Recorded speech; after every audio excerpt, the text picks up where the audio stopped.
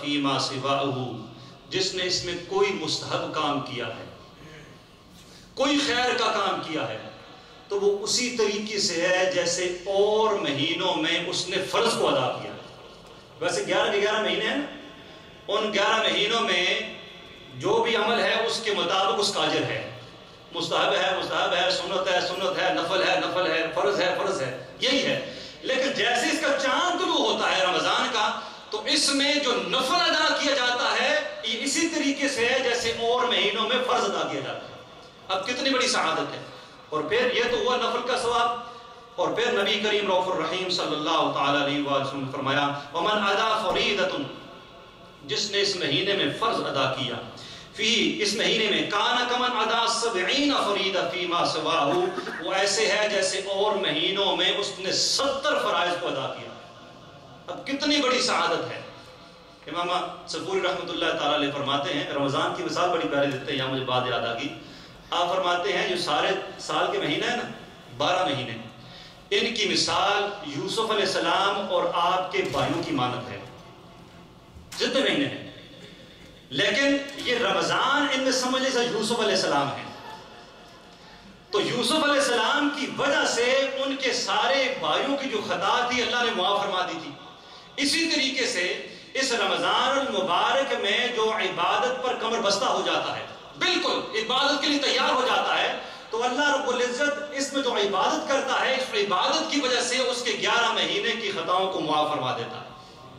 تو ہمارے پاس مہینہ موجود الحمدللہ۔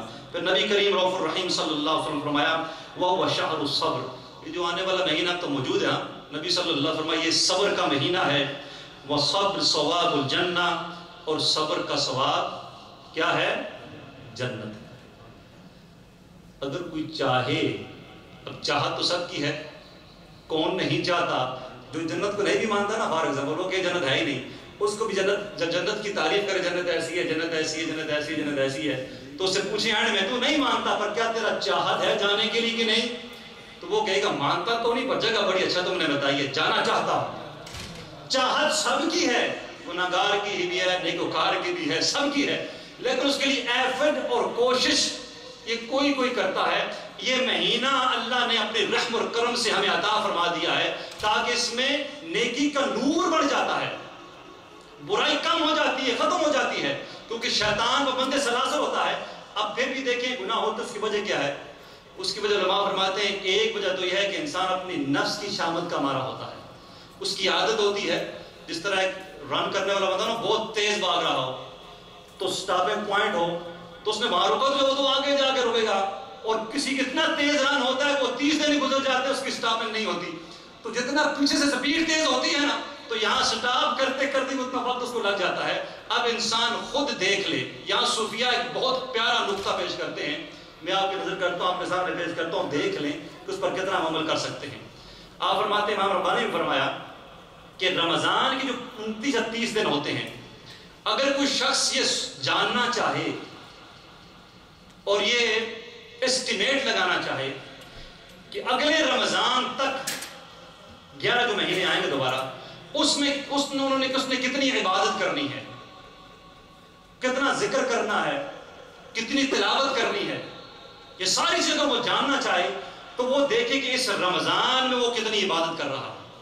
وہ ذرا دیکھ لے اس رمضان میں وہ کتنا ذکر کر رہا ہے، اس رمضان میں وہ کتنی تلاوت کر رہا ہے، کتنی نمازیں پڑھ رہا ہے، اسی ریشو سے اس کو ڈیوائیڈ کر لے 11 مہینوں میں، جتنی عبادت اور دلجمی کے ساتھ وہ اس رمضان کو گزارے گا، اس رمضان کا نور اگلے رمضان تک 11 مہینوں میں اس کی زندگی میں نظر آئے گا۔ تو اس لیے آپ ہی جانچ لیں کہ کتنا آپ مساجد کو آتے ہیں، کتنا تلاوت کر رہے ہیں، کتنا ذکر کر رہے ہیں، کتنا درود پاک پڑھ رہے ہیں، کتنی اچھائیاں کر رہے ہیں، کتنا صدقہ و خیرات کر رہے ہیں، کتنے گناہوں سے بچ رہے ہیں۔ تو پھر ان کو ڈیوائیڈ کر لیجیے گا اگلے اگر زندگی ہوئی تو 11 مہینوں میں کہ کتنا ہم نے نیکیاں کرنی ہے، کتنی برائیوں سے بچنا ہے۔ تو اس لیے یہ بہت امپورٹنٹ مہینہ ہے۔ نبی کریم رؤوف الرحیم صلی اللہ علیہ وسلم نے فرمایا وَشَهْرُ الْمُوَاسَاةِ وَشَهْرُ يُزَادُ فِيهِ رِزْقُ الْمُؤْمِنِ، اور فرمایا یہ مواسات کا مہینہ ہے، بھائی چارے کا مہینہ ہے، ملنے کا مہینہ ہے۔ دیکھیں ملاقاتیں ہوتی ہیں، افطار میں بچائے ہوں ملاقاتیں ہوتی ہیں لوگوں کی۔ اب اس کے ساتھ نبی صلی اللہ علیہ وسلم فرمایا یہ وہ مہینہ ہے کہ اس مہینے میں مومن کا رزق بڑھا دیا جاتا ہے۔ اس کا رزق بڑھا دیجئے. غرباء کو بھی ملتا ہے کھانے کے لیے، جن کو وہ کھانا نہیں ملتا تو جو عمراء ہوتے ہیں کہ دل نرم ہوتے ہیں وہ بھی ان تک وہ پہنچاتے ہیں، وہ بھی رزق کھاتے ہیں. ہر مومن کا رزق اس مہینے میں بڑھا دیا جاتا ہے. پھر آقا کریم رؤوف الرحیم صلی اللہ تعالی علیہ وآلہ وسلم نے فرمایا من فطر فیہ صائما، جس نے اس مہینے میں کسی روزے دار کا روزہ افطار کروایا. اب افطار کی فضیلت بھی ہے، روزے دار کا روزہ افطار فرمایا. آقا کریم رؤوف الرحیم صلی اللہ علیہ وسلم فرمایا کان لہ مغفرۃ لذنوبہ، اللہ اس کے گناہوں کو معاف فرما دیتا.